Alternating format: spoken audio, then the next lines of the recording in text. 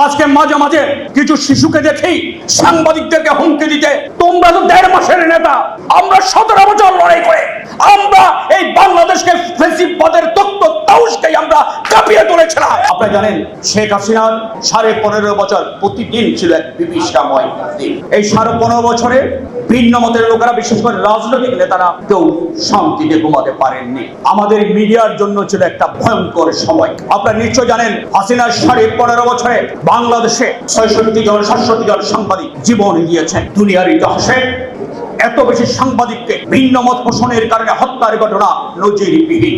সাগর রুনির মতো প্রফেশনাল জার্নালিস্টকে যেহেতু হত্যা করেছেন, একইভাবে 21 পদকপ্রাপ্ত সাংবাদিক আফতাব আহমেদকে নির্মমভাবে হত্যার শিকার হতে হয়। আফতাব আহমেদের হত্যার মাত্র 3 মাস আগে আওয়ামী লীগের একজন প্রেসিডিয়াম সদস্য তার বিরুদ্ধে বিশুদ্ধার করে সেই জাল পেঁচিয়ে লজ্জা নিবারণের সেই ছবিটিকে নিয়ে কটাক্ষ করে একটি বই লিখেছিলেন। বইয়ের মধ্যে উদ্ধৃত করছে তার 3 মাসের মধ্যে নির্মমভাবে হত্যা করা হয় আফতাব আহমেদকে।